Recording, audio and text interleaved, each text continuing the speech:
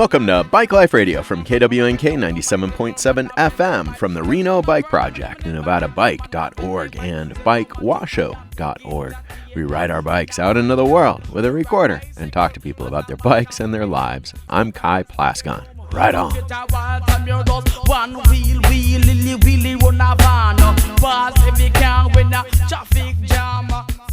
Today we go on a real bike ride to explore a fake event. This year it was called Cosmic Puzzle. This is the 18th year of the event by the Holland Project. This year's fake story was about a time machine from the future that has crashed into the Holland Project. Bike riders to the rescue. They travel through downtown Reno, decoding puzzles to figure out why this fake thing happened. To make it weirder, we're going to start our interviews at the end, and then we're going to go to the beginning, and then to the middle. Each stage was equally weird in a good and different way. At the end, people protested in Believe Plaza that Nevada is a square, and threw water balloons. At the very end, fashion show model Haley described her costume. Again, everybody was on bikes. Haley, you were in the fashion show in the library, and what is the idea of your fashion that you're wearing? This idea is that in the future there's a lot of discarded materials, so I'm wearing a coat that is made from 40 thrift store items that were just going to get thrown away, like nobody was buying them. So I cut them into strips and then I reknitted them into this huge coat, and then I've got a fake fur dress that I like to say is made from all the rats I killed, because you gotta assume in the future, the post-apocalypse, those rats are getting big. That was Haley talking about her costume for the Cosmic Puzzle event by the Holland Project. This is where bike riders solved the mystery of why a fake time machine crashed into the building. Haley was part of a fashion show at the downtown Reno library, and that was the first stop on the adventure.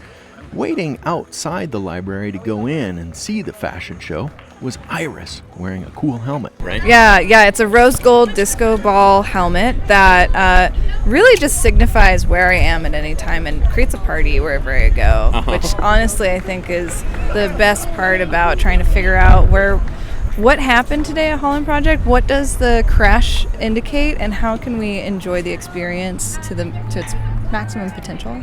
Nice. Yeah. Do you have a light to carry to shine on to help make the party?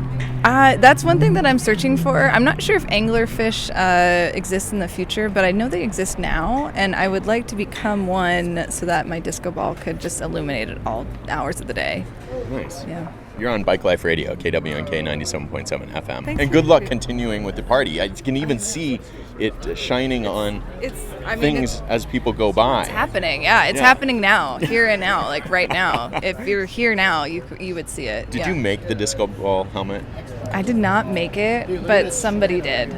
And you don't know who? I don't know who. It would be nice one day to find out who. I'm on the search. I'm on the hunt. If you're listening and you made this disco ball helmet, it's rose gold. You can reach out to Iris Dubois. Have you ever crashed in it? I have not crashed in it, although it looks like I have crashed in it, and I think it just fell. Yeah, no, it's kept me very safe. I have been safe in it. It has kept me safe. It's a great helmet. Where did you find the disco ball helmet? I actually saw the first one at a festival in Arkansas, and someone just wore it the entire night and was a party wherever they went at this festival. Did you follow them?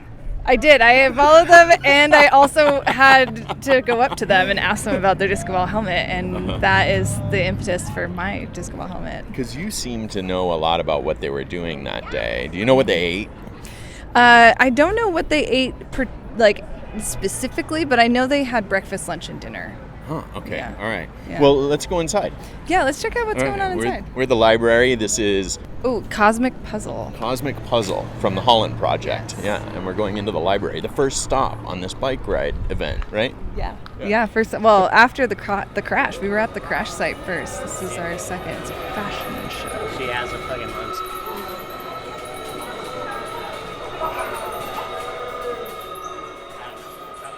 That was Iris talking about her cool disco bike helmet.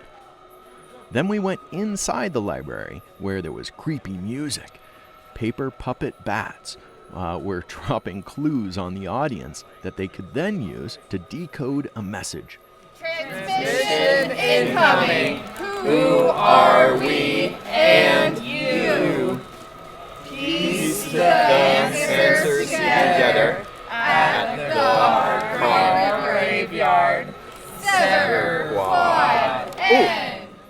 That message, when they were done, told them to go to the next stop, which was the car graveyard, also known as the Auto Museum. So then we rode there, and there was a puppet show.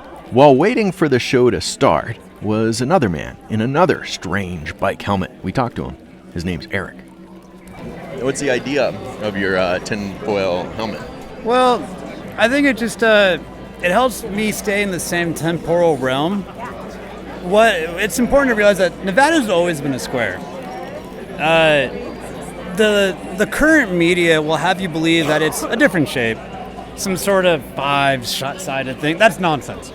And let me tell you something. It will always be a square in my eyes. Does the tinfoil help you to not be brainwashed in that it's something else? What tinfoil? On your helmet. Oh my God. So they may have already gotten to me. But it's important to think about the future. And the future, in my eyes, is a square Nevada. Past, present, future. We're all circling to the same thing, like a giant cosmic drain. Do bikes fit into that somehow? Oh, absolutely. In what way? Well, bikes have round wheels. And Nevada is a square, you see. And there's some triangles, too. Oh, yeah. Everywhere. On bikes. Yeah. Yeah, the many angles. But there are no squares on the bikes. That's correct. Right? See, the square is more of like a natural shape. It doesn't really exist. In the human world. And Nevada is a natural state, you see. Yeah. Its natural state of being is square. All right, well, I think we've solved it. We can go home now, right? I think so. Yeah? All right. Or should we continue? I think we should always continue. Moving forward. We've changed our mind. What mind? Yeah. Ooh, what's that? We're being handed paper. Ooh, life over lithium. So we're getting some political messaging on our journey. You're listening to KWNK 97.7 FM. We've been talking to Eric. Right? That's correct. Yeah. Then we watched the puppet show on a large screen. It depicted the conflict of humanity and the health of the public versus capitalism, mining, and battery production for cars. This was the great greenwashing that led to the ultimate destruction of the earth, according to this story. It was done by evil men who only cared about profit and playing golf. As they became richer and richer, they left destruction in their path, discarding the communities, ecosystems, and worlds they deemed a worthwhile sacrifice for their own prosperity. Their greed was the poison. They didn't stop until the earth was in ruin. People suffered and struggled to survive.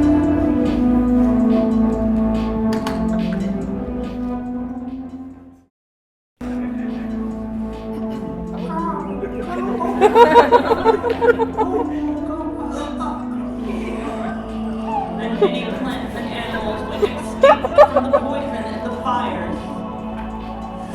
But the Prosperity Guardians had long ago made a plan for escape. They used the lithium to build machines to fly to Mars, where they founded a new colony, the Melon Husk Mars Colony.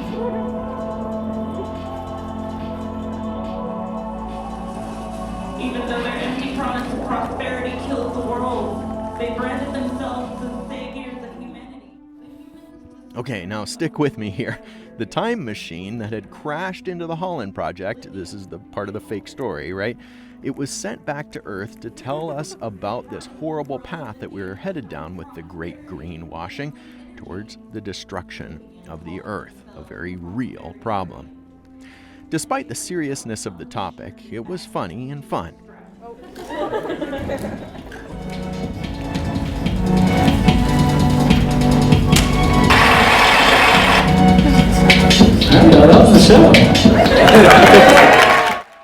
The Holland Project has done this for years, pairing bikes with serious topics. After the show, Jawn of Bike Night Reno remembers a previous Holland Project event where it reminded us that we live in a desert and water should be conserved.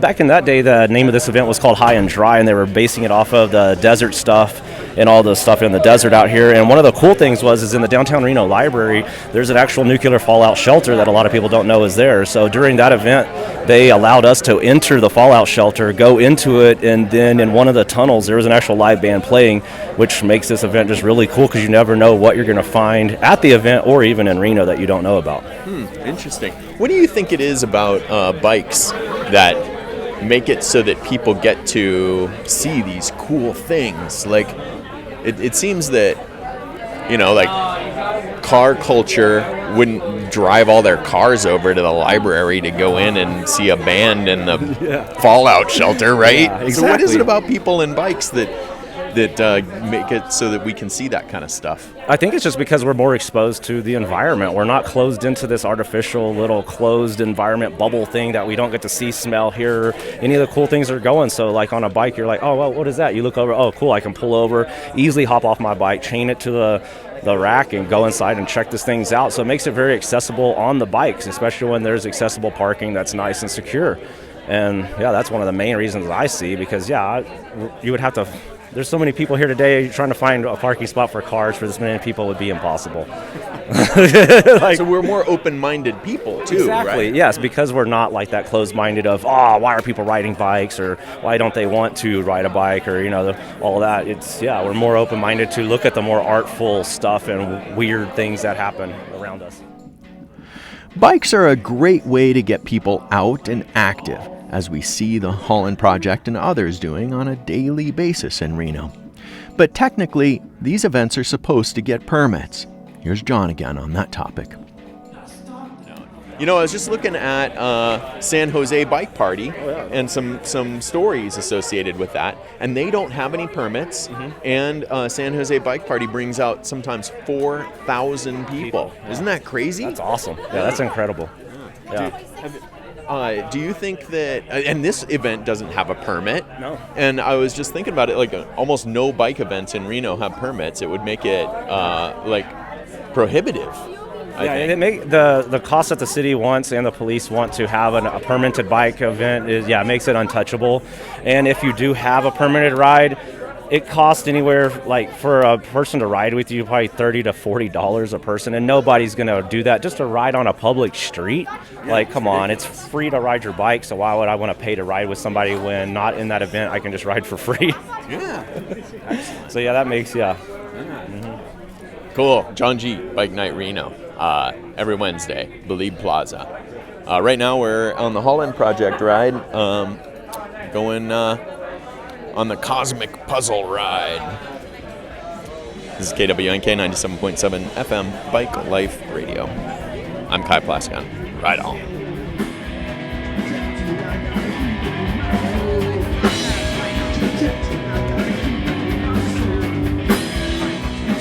Right now, the public can send a message to the City of Reno, telling them to make bike events free in city code.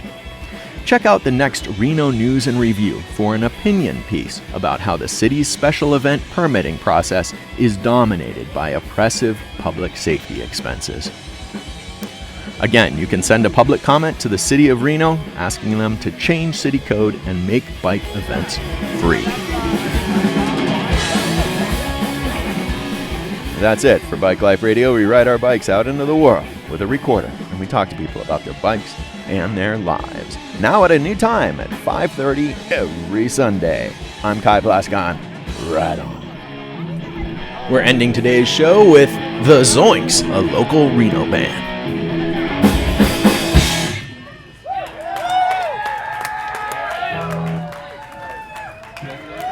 All right, here's a song by my friend Arnie over here. It's called, what's it called, Arnie? It's called Well and Good. Because that's our evening this night. It's all well and good. It's all well and good, folks. We just have a couple more. I don't understand why I can't introduce my own songs, Zach. Oh, you can. You get up there, man. Just get in there. Get in there. Hey.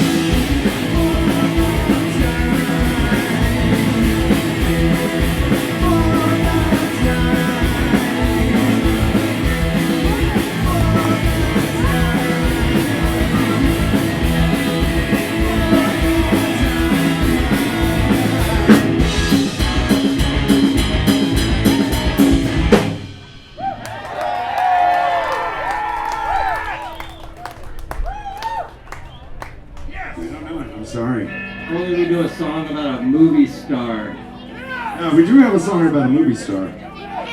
What? Does that work? Maybe. If you ask nicely. Alright, this is our last song. Thanks for sticking around, everybody. DJ Andrew is up next. We'll keep the party going. I want to thank Mr. Goldhammer for asking us to play, and everybody else here, all the organizers and all the vendors and all you guys that making this thing happen. Thanks for having us. We are Zoinks. We got a bunch of t-shirts and stickers and stuff for sale over there if you're interested. And we need the money to get home. Yeah. Especially Dave. He lives in Oklahoma. And he doesn't have a plane ticket. I don't know when he's going to get home. I hope we make enough money. Anyway, this song's about a movie star. Another song that ages us a bit. A movie star is half Norwegian or Swedish, I believe. Tall blonde by the name of Uma Thurman.